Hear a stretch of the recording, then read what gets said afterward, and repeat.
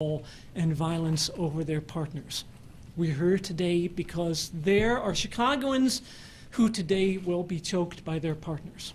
There are Chicagoans today who will have guns placed on their bedside or may have those guns placed next to their heads. This is our Chicago, and we use hard, ugly words about this because gender-based and domestic violence is a hard, ugly issue impacting the lives of tens of thousands of Chicagoans, many for whom their home is the least safe place for them. But I am glad that we are here today. I am glad that the network called out to us with these issues. I am so glad that our council, that our mayor, that our commissioner heard these voices. And I am glad to talk today about the urgent and overdue investments in this budget that are going to make the lives of tens of thousands safer in this city. Thank you. Madam Mayor.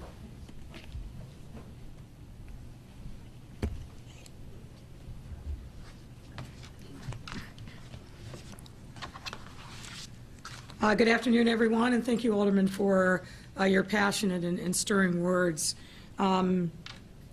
We're here to address the rise in domestic violence-related incidents that have been occurring in our city throughout the pandemic, and to remind domestic violence survivors, people who are themselves right this moment feeling vulnerable and under siege, that we are here for them, that there is a way in which they can get out of their current circumstances. In addition to Alderman LaSpada, joining me here today is DFSS Commissioner Brandy Kanazi, CDPH's Director in the Office of Violence Prevention and Behavioral Health, Erica Davis, and our partners, the network, the Metropolitan Family Services and Heartland Alliance.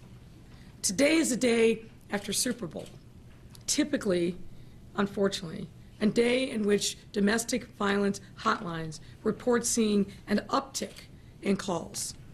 Today is also Valentine's Day, a day that should be dedicated to celebrating the love that we have one with another.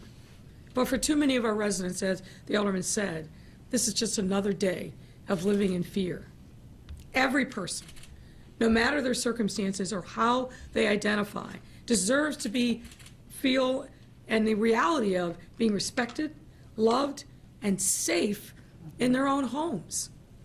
We've intentionally gathered here today so that our residents who are trapped in abusive relationships won't feel alone, and are aware of the hotline and other services designed to help them get themselves out of these difficult circumstances with the assistance of a network of care.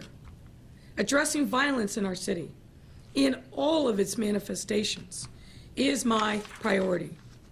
In regard to domestic violence, it's not lost on me that women, and more specifically black women and women of color, have borne the brunt of this crisis. More often than not, acts of gender-based violence are both spurred and deepened by existing systemic inequities, including disinvestment, poverty, a chronic lack of services, and more. And during the COVID-19 pandemic, many of our systems simply frayed and fragmented, leading to an increase in community violence and gender-based violence, not only in our city, sadly, but also across the entire country, and particularly in low-income communities of color. To demonstrate how sharply domestic violence rose as a result of the pandemic, let me share with you a few data points. On average, the Chicago Police Department received over 230,000 calls for help each year. That's a staggering number. The Illinois Domestic Violence Hotline, operated by the network and partially funded by DFSS, saw a 16% increase in call volume from 2019 to 2020. And similarly saw 2020 as a 96% increase in domestic violence homicides over 2019. Though calls and homicides seem to be trending backwards towards pre-COVID levels, which is a good thing, we are still, frankly, at a crisis level. domestic violence-related non-fatal shootings, and violations of protective orders to continue to escalate in 2021. So far this year, we're seeing a 400% increase in DV-related non-fatal shootings compared to the same period in 2021.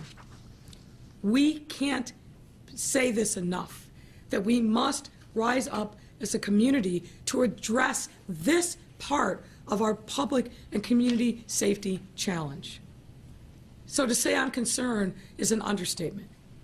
In addition to directly impacting survivors, domestic violence, as we all know, is corrosive to families and communities. We know that violence begets violence. Too many of our young people are growing up in homes where they are firsthand experiencing and witnessing violence. Then within their own communities, they continue to see and experience violence. It's no surprise then that the community areas where we see high rates of domestic violence mirror the same communities where we see high rates of gun violence and other manifestations of poverty and disinvestment. We must comprehensively address gender-based violence and domestic violence with the same sense of urgency and fervor that we address other forms of community violence. To properly address this issue, we can no longer hide behind fragmented systems or silos or limitations in funding. We need to name the intersectionality of racism and gender inequities and acknowledge the lived experience of women and members of the LGBTQ+ community who are also experience high rates of domestic violence.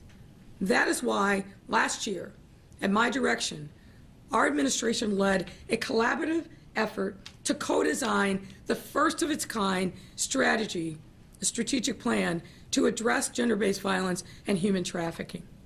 This work began with the launch of the Gender-Based Violence Advisory Council, who led a robust and inclusive community engagement process. This group engaged leaders, survivors, city officials to properly address the lived experiences and needs of those most affected by these issues throughout our entire city. The city's first ever strategic plan to address gender-based violence and human trafficking strives to first and foremost build the muscle across city government to understand how these victimizations can happen, so that we may equip all facets of government, from our health department to DFSS to even the Department of Housing, to adequately respond and connect survivors and families to critical services. These services are supported by $25 million in new investments, nearly 3 times the previous budget for domestic violence, as part of our Chicago Recovery Plan. And I want to emphasize this. It is part of our Chicago Recovery Plan. As I've said many times, this isn't just about economics. It's about making sure that we understand the pain and the problems and the struggles that people are experiencing in their communities every single day. Because if we don't do that, we cannot fully and adequately recover from all the pandemic-induced challenges that we've seen in our community. These investments increase the number of rapid rehousing units for survivors fleeing violence, ensure survivors have access to a free attorney to represent them in civil or criminal court, and provide financial assistance that could literally quantify safety for a parent or their children. Also, for the first time, these resources target young people who have experienced or witnessed violence in their own homes. Because the research is clear, trauma without intervention leads to negative, harmful outcomes for the individual, the families, and our communities. These funds are these funds are a sign of our commitment to addressing this issue head on. And I'm proud of the collaborative efforts that have created these supports. As the first large city to take on this comprehensive approach to gender-based violence and human trafficking, I knew it was necessary to put the proper leadership in place to get it right.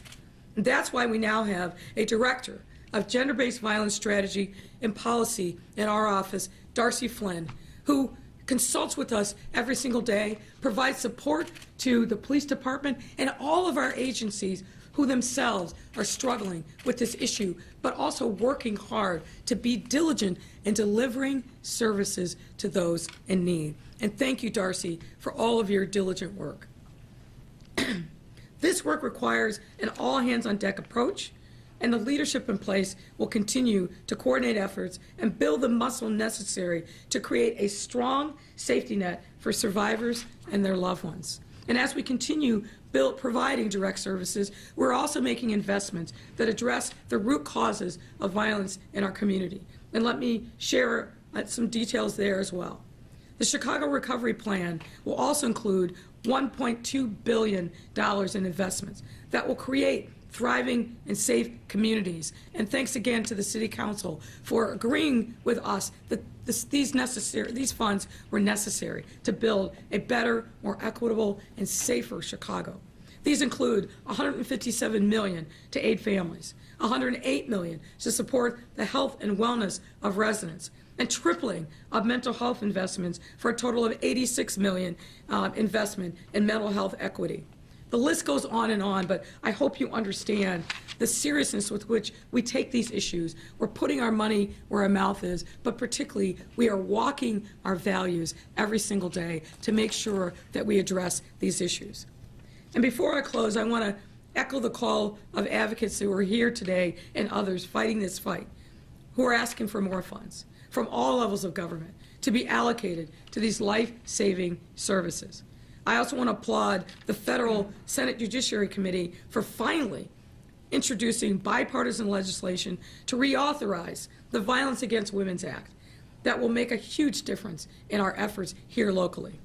I stand ready to partner and collaborate with our friends in philanthropy and the private sector to also continue to address this crisis. And finally, I want to speak directly to those who are themselves right now experiencing gender-based violence. It does not matter your background, your education, your income, or your race. You know that. From Lincoln Park to Lincoln Square, Rogers Park to Humboldt Park, South Lawndale or South Shore, I want you to understand that there is help at the ready for you. Please call the Illinois Domestic Violence Hotline at 1-877-863-6338. Let me repeat that. This is the Illinois Domestic Violence Hotline, 1-877-863-6338. Don't go through this alone. It's hard, it's challenging, but reach out. There's somebody on the other end of that phone that wants to help you, that wants to support you, that understands what your pain is and how afraid you may be. But please find the courage in yourself to reach out. That's 1-877-863-6338. I also want to acknowledge two representatives that are here that also are part of this fight. And that's Chief Nieves Navalas, who is here from the Chicago Police Department. The police department also has to be an important partner in this work. And I think they understand that. And Chief Navalas and his team are working diligently. We can't be in this fight alone if a critical partner who comes into contact on a daily basis with people in need doesn't understand, hasn't gone through the training, and they have and are committed. So thank you, Chief Navalas. I also want to recognize Andrea Kirsten from COPA, who's housed also in this building many times. When they get a call for help, it's a call about a range of different issues, and so COPA's role in this fight is equally important. So thank you so much, both of you, for being here, but importantly, for your commitment. And with that, I will call up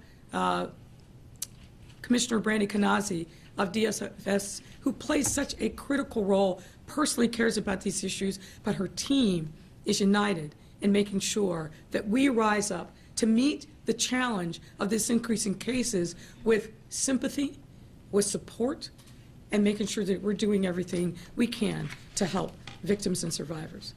Commissioner?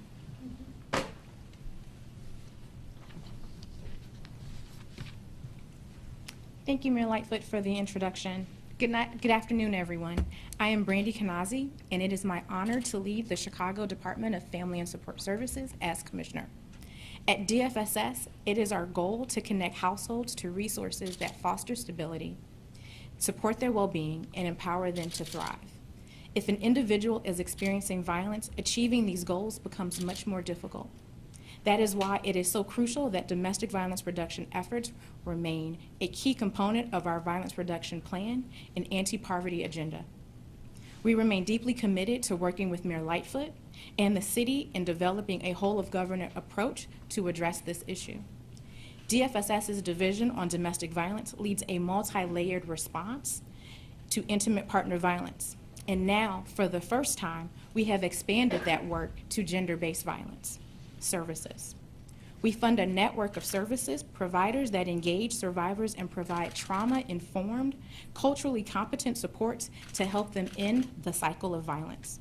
One of those partnerships involves the Illinois Domestic Violence Hotline, a critical tool for increasing access to life-saving resources for survivors of domestic violence.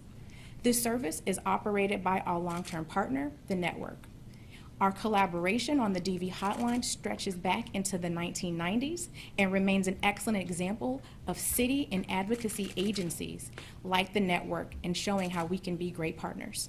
Today, we are doing more than ever to support survivors and individuals in crisis thanks to Mayor Lightfoot's fierce leadership and dedication to making violence reduction a priority.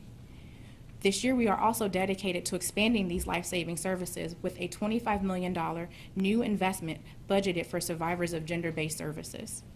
These resources support survivors through legal services, financial assistance, case management, and services for children who have witnessed or experienced violence. The budget also includes $4.2 million to support the rapid rehousing of survivors of domestic violence and gender-based services. Our budget provides these resources necessary to support placement and financial assistance for immediate rehousing, as well as long-term supports to ensure the stabilization and ongoing safety. The unfortunate reality is this. Many people who experience harm through gender-based violence are judged or deemed unworthy because they do not fit the profile of a victim.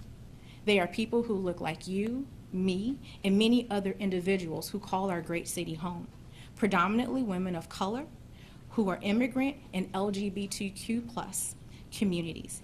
Individuals are facing domestic and gender-based violence at disproportionate rates. Domestic violence and gender-based violence is a crisis that thrives in the darkness and ignorance. 1 of 3 women will experience physical violence over their lifetime. Recognizing this crisis in its totality and understanding the facts and knowing what to look for are critical elements as we confront this crisis head on.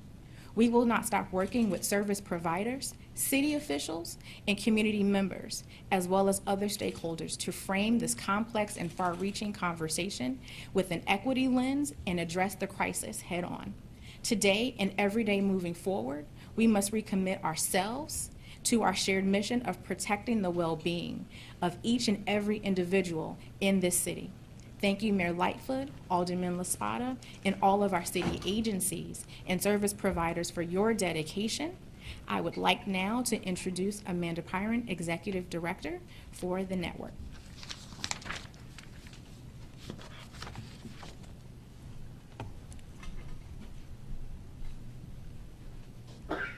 Good afternoon. Many thanks to Mayor Lightfoot for holding this press conference to raise awareness about the critical issue of gender-based violence. And many thanks to DFSS Commissioner Brandy Kanazi for hosting this in her wonderful building and for many years of sustained partnership. You and your team provide excellent leadership, and we're very, very grateful for all the work that you've done over the past 2 years and over the past 20 years to get us to this point. As noted, I'm Amanda Pyron, the Executive Director of the Network Advocating Against Domestic Violence. And it can't be stated enough that we're the organization that has been lucky enough to partner with DFSS to operate the Illinois Domestic Violence Hotline. We applaud Mayor Lightfoot for investing $25 million in new funding for services of survivors of gender-based violence and utilizing the Gender-Based Violence Task Force to ensure that this funding is provided to the community quickly and effectively. This investment in community-based supports is greatly needed. To date, as the mayor noted, domestic violence shootings have risen by 400%, with domestic violence homicides twice that of this time last year. In 2021, 83% of domestic violence shooting victims and 86% of domestic violence homicide victims were Black, with a record number of domestic violence shooting victims under the age of 18. Just last week, the network was contacted by one survivor who was shot by her boyfriend and who continues to be threatened by him after her release from the hospital. No charges have been filed or arrests made. As a resident of public housing, she's unable to transfer to safer housing within the public system or a private, undisclosed location without foregoing her housing altogether. Survivors like this young woman depend on the network for systemic advocacy and on our community partners for safety. Contacts to the Illinois Domestic Violence Hotline are already up 19% over this period last year. And that was the year that we received more calls than ever in our history. In addition, this year, the Illinois Domestic Violence Hotline has provided 48 free rides for survivors in crisis, compared to only 6 during this period last year. Survivors are reaching out for shelter, safety planning and support, and connections to community resources. Friends and family contact us with questions on how to help loved ones. And we know the need for community-based support is growing. One of our member service providers has a 5-month wait for counseling services, leading a recently referred survivor to receive services in Joliet since no counseling services were available in Chicago. Requests for legal services were up 125% last year, with survivors seeking support for orders of protection and other legal remedies. We look forward to the city announcing an open call for funding for additional legal services for survivors of gender-based violence in the coming weeks. We also look forward to additional investments in housing and continued refinement of the process through which survivors can obtain safe housing, as shelter beds have been full every day this year. And we're grateful that the team at DFSS, many of whom are in attendance, have taken that challenge on and are anxious to see the results. Our Illinois Domestic Violence Hotline staff answer calls, texts, and chat 24 hours a day. And I never travel anywhere alone. I'm so grateful that they're here today to support this effort. We answer these calls and texts and chats in English and Spanish, with a language line available for those contacting in other languages. Individuals can call with questions for safety planning and support or referrals to services. This includes people who are causing harm. We answer those calls as well, and you'll hear more about services for them in just a few minutes.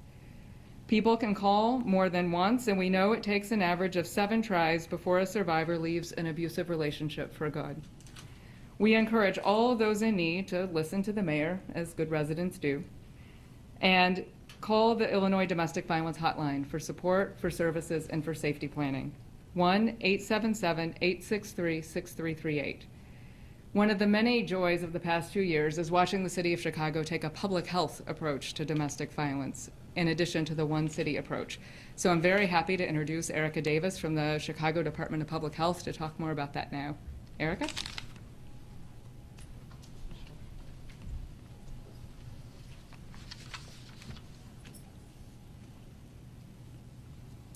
Hello, everyone. My name is Erica B. Davis, and I've served with the Chicago Department of Public Health for over 20 years. I'm so pleased to promote this initiative that aims to reduce violence through holistic healing and trauma-informed care. The Chicago Department of Public Health's mission is to promote and improve health by engaging residents, communities, and partners in establishing and implementing policies and services that prioritize residents and communities with the greatest need. Our work is guided by our Community Health Improvement Plan, Healthy Chicago 2025, which focuses on racial and health equity. It seeks to close the 8+ year gap in life expectancy between white and Black residents. We were pleased to work closely with the Mayor's Office of Violence Reduction to release in 2021 this RFP, Expanding Services for People Who Cause Harm. It aligns with our focus on Healthy Chicago 2025's guiding principle of elevating trauma-informed practices and public health safety, while integrating the Mayor's Our City, Our Safety plan to reduce violence. We're proud of the level of collaboration, across department and community participation in the Gender-Based Violence Advisory Committee that underscore the importance of innovative programming with us. Our goal is to promote an intersectional approach to building safe and equitable communities. This program has 3 objectives. 1, to support integration of services for people who cause harm into overall domestic violence ecosystem and strengthen the coordination of services needed to support children, families, and communities. 2, to expand the accessibility of services that are culturally, linguistically, and contextually responsive to the unique needs of the communities served. And 3, to build capacity in organizations to expand the delivery of evidence-based, evidence-informed, and trauma-informed services to people who cause harm in communities of high need. We look forward to working with Metropolitan Family Services as our delegate, their team of experienced staff, the mayor's office, city and community partners, and the People Who Cause Harm evaluation partner, Heartland Alliance, to launch this important program. We have an opportunity to make households safer by reducing intimate partner violence and the childhood exposure to violence, and create more responsive systems and accessibility of programs for all Chicagoans. Now I'd like to invite Teresa Nahil, Chief Operating Officer with Metropolitan Family Services, to the podium. Thank you. Teresa?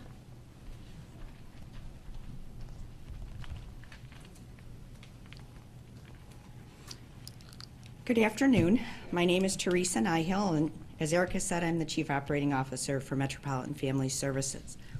It's an honor to be here today with Mayor Lightfoot, Alderman Laspada, Commissioner Kanazi, Amanda, Erica, and all of the rest of you. I know it's already been talked about that today's Valentine's Day. It's a little ironic that we are here today. Many of the victims of intimate partner violence and gender-based violence, and many of the persons who cause this harm, have never known the Hallmark movie version of love. In fact, what they've known is trauma and pain and disappointment and hopelessness. Metropolitan Family Services is excited and proud to partner with the Mayor's Office, Chicago Department of Public Health, the Network, and Heartland Alliance, among others, to create and provide an innovative approach to serving not only the victims and children impacted by domestic violence, but also the persons who cause the harm, the perpetrators of the domestic violence. We know that intimate partner violence is increasing. You've heard from all of the speakers before me. We know that the pandemic has contributed to some of this, the stress of being quarantined, of losing jobs, the feeling of hopelessness and helplessness have, among other things, contributed to this rise. It's also contributed to the rise in the street violence. Since the pandemic started, Metropolitan has seen a 26% increase in the number of people calling in Chicago and Cook County seeking help for domestic violence services. Those are just the people seeking help. We're certain that the actual incidence of domestic violence is significantly higher. This innovative approach to serving the perpetrators of intimate partner violence understands that hurt people hurt people. It recognizes the intersectionality with the street violence. According to Vaughn Bryant, who's the Executive Director of Communities Partnering for Peace, a collaborative effort with the Mayor's Office, the Department of Public Health, and many others to interrupt the street violence and address its underlying causes. He says, in the community violence field, we have long known that intimate partner conflict, even if it doesn't rise to the level of domestic violence, can lead to community violence. In a Bloomberg study, which was cited in the Mayor's strategic plan, of 749 mass shootings, found that 60% of them were perpetrated by men with a recorded history of domestic violence. Now, I want you to hear what I said, recorded history. Since we know that domestic violence is significantly underreported, the percentage is likely even higher. In Mayor Lightfoot's citywide strategic plan to address gender-based violence and human trafficking, Erica talked about the goals. One of those is to develop the citywide ecosystem that adequately prevents and responds and intervenes to address gender-based violence in a trauma-informed and culturally specific way. The new collaborative approach that Mayor Lightfoot and the Department of Public Health envisioned will work with us and many others to implement its different than usual services for the persons who cause harm. The typical services for those persons are often they're arrested, they're court-ordered, they go into a service. While those services have their place in this ecosystem, we're trying to create other services because there are many barriers for the perpetrators and the victims to actually make use of the services. This new approach will be led by Metropolitan's Oswaldo Caballero.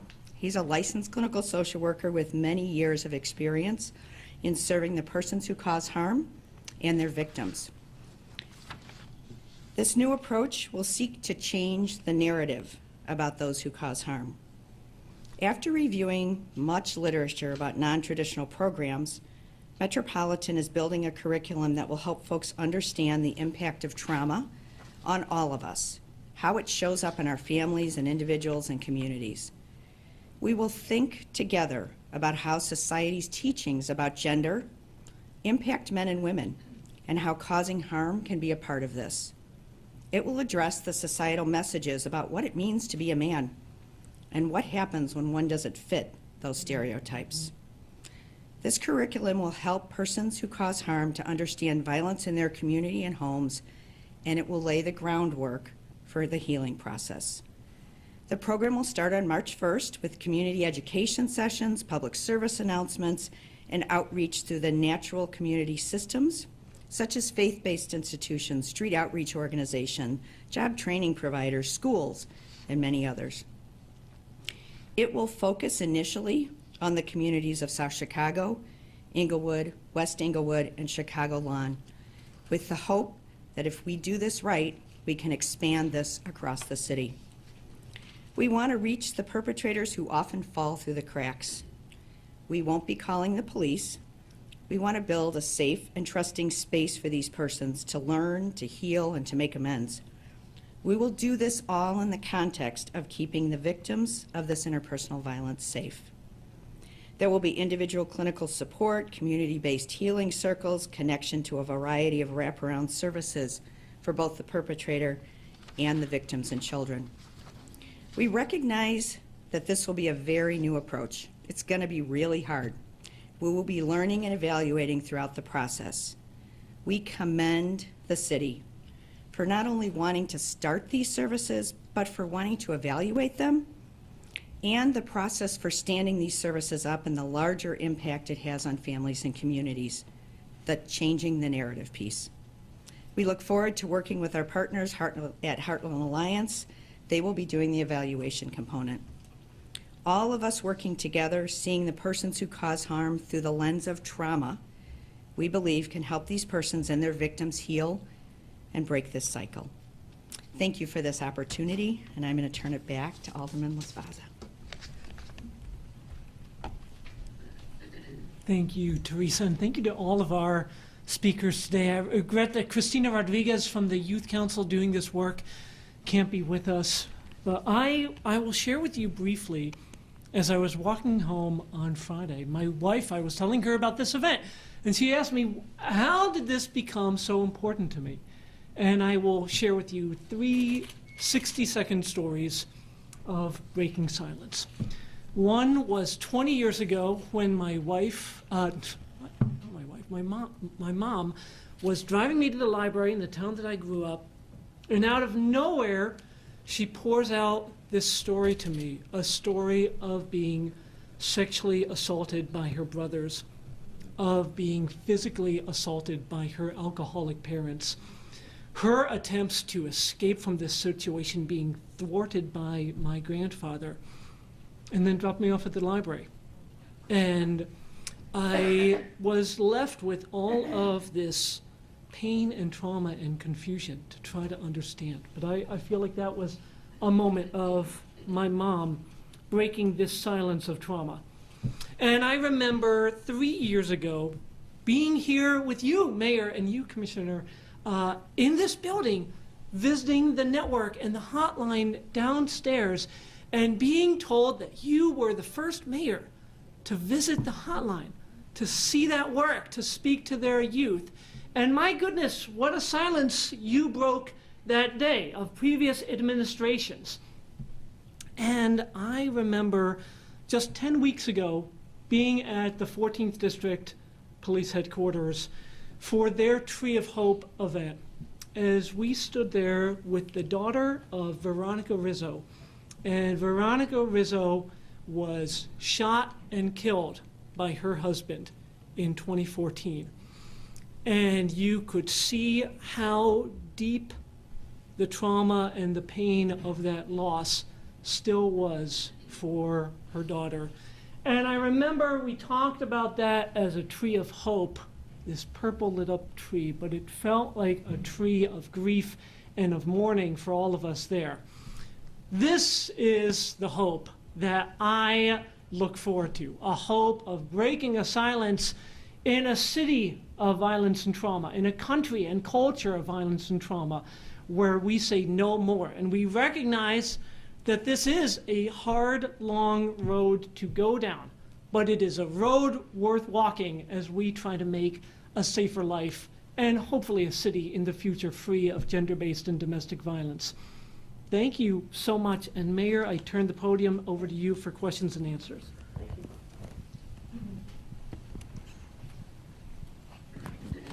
And thank you, Alderman Laspada, for sharing your own personal experience and why this issue is so important to you. Cesar? Thanks a lot, Mayor. Appreciate that. Members of the media, Alejandra and I will pass down the mic for the Q&A. 2 questions per reporters. Please keep your mask on while asking the question. Alejandra, we'll start off with Mr. Delamore. Go ahead. Okay. First, I want to ask about the topic here. And when Ms. Pyron talked about the wait for some services, for some providers, so that raises the question, when people are ready to make that call and have the courage to make that call, maybe the call will be answered, but are the services available for people? Well, I think the investments that we have committed to making over this year, and I expect them to continue in the out years as well, has to answer that call, because you're right. And I was talking about this yesterday with someone. When people get to the point where they want to reach out, we have to be ready. We have to be ready to take their hand. We have to be ready to guide them. We have to be ready to provide them with whatever it is that they need, whether it's housing, whether it's counseling, whether it's a ride away, whatever it is, we have to make sure that those comprehensive services are there, because that window, once it opens, can close as quickly as well. So that's what these investments are about, is making sure that we're breaking down these silos, that we're working collaboratively together, so that when that call does come, we answer in a definitive way, in a fulsome way, to help these folks that are in great need. Well, let me just follow up on that then. Are we falling short now? And by how much? Well, I can't quantify that for you, but look, we know that domestic violence is always a grossly underreported crime. We just know that. So I think that our challenge is not only to provide the kind of services that I mentioned when that call for help comes, but to also continue our education amongst ourselves, providers, so that we can, when we see a problem, we know how to address it, but also the education of the people who are experiencing domestic or gender-based violence, so they have the courage to be able to step out on faith to get themselves the first steps out of a dangerous situation. Heather Sharon, WTTW. Hi, Mayor. Hi there. An off-topic question for you. Have you seen the latest COVID-19 data? Is the city on track to lift the mask mandate and the vaccine mandate as of February 28th? Well, February 28th is obviously the date that the state set. That's not the date that the city set. We are making tremendous progress and kind of climbing down the back slope of the Omicron surge. Probably now for the last 3 weeks, we've seen week after week about a 50% or more decline in cases, which is great progress. We're still, though, at 500 cases a day, not where we want to be. We're still seeing too many people dying every day from COVID. So I think we're making great progress. Dr. Artie and I will have more to say on that later this week, but I don't want to put an artificial date on when this is going to happen when we still see some danger signs in the data. We're using the same set of data and metrics that we've used throughout the pandemic. We're making progress, but we're not there yet. And if I can follow up, Sure. Dr. Arwady has presented a significant amount of evidence that shows the vaccine mandate increased vaccination since it was imposed. Why lift it in the coming weeks if that has been an effective tool in encouraging people to get vaccinated? Well, look, it's all about balance. And we've heard a lot from the folks who are most affected, particularly those businesses, about what their challenges are in enforcing the vaccine mandate, but also the impact on their businesses. But again, we're always going to be guided by the science and the data, and that's why I said I don't want to put an artificial date on it. We're trending in the right direction. We have some expectations about what we may be able to do if we keep moving in the right direction, but we're not there yet. Thanks, Mayor. Amy Jacobson, 560. This Amy. is a follow-up to the vaccination passports. If and when we do drop them, whether it's this month or next month, are city employees still going to be required to be vaccinated? Because there's a number of firefighters, EMTs, police officers who are not going to get vaccinated and they're going to lose their job. Is there any way you could reverse that? That's not going to change. And why not? We gave people notice in August that this was critically important. Having a safe workplace is something that I think we have an obligation to do, and my expectation is that people will have complied with the mandate. We've given ample opportunities for them to be in compliance. We've worked with them. We tried to meet them where they are. But yes, there are some people who have decided that they'd rather not be a city employee rather than get vaccinated, and that's their choice. But City of Chicago employees will be vaccinated. Okay, a number of CPS parents thought you made a backdoor deal with the CTU. I'm sorry, say. Oh, a number of CTU parents thought you made a backdoor deal with the CTU when it comes to masking, quarantining, testing, because that collective bargaining agreement is in effect until August of 2022. Why do you think it was fair to collectively bargain on behalf of a third party without asking the students or parents for input? Well, there's a number of factual errors that I'll push back Okay, in that's fine. your statement. Number one, we always engage with parents and students, always. And we've done that throughout the pandemic, and I think, frankly, we've gotten a lot better about it. And one of the things that I'm most pleased to see arising through this pandemic is a heightened level of parent engagement. Not only just CPS with parents, but parents who are advocating on behalf of themselves and their students. And I don't think we've seen this level of parent activism really in recent times in our city. So they are not, and rightfully so, quiet about what they want to get done and get accomplished. So the notion that somehow we did this in a backroom deal without them being involved, that's just not correct and really, I think, belies the facts. But the deal that I think you're talking about, which is the most recent deal that we struck with CTU to end their illegal strike, yeah, we wanted to make sure that we got past the school year and summer school. So that's why the August date is there. But parents, I'm a parent. I've been there 14 years, and I'm pretty in tune.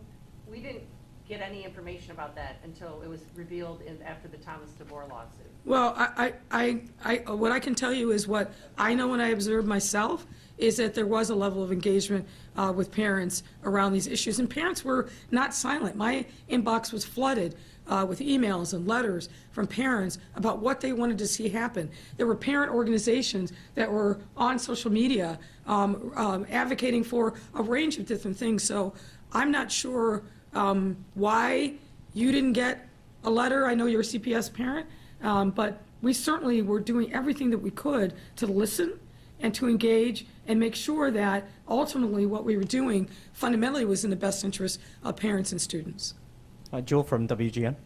Hi, Mayor. Good Hi afternoon. there. How are you? Hi. So I know that the city is involved in the 40 acres fresh market coming to the west side, but I wanted to ask specifically, is there anything in the immediate future that the city is doing to help residents in West Garfield Park who lost the Save-A-Lot several weeks ago?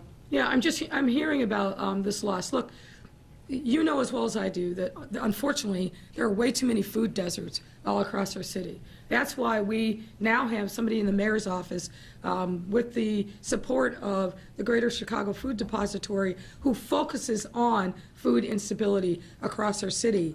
But fundamentally what we need to do, and I'm in conversation on a regular basis with grocery stores, is we need to get new grocery store options in areas of the city, West Garfield Park being one of them, Alkel Gardens being another. Just had a conversation about that recently. We have too many areas where you don't have access to a full-service grocery store so people can get access to food that they need. And we've got to do everything we can to whittle that away, and we're working diligently on it. It's a big priority for us. Coming out of the pandemic, we saw in community after community, the biggest issue was not the virus, but food instability.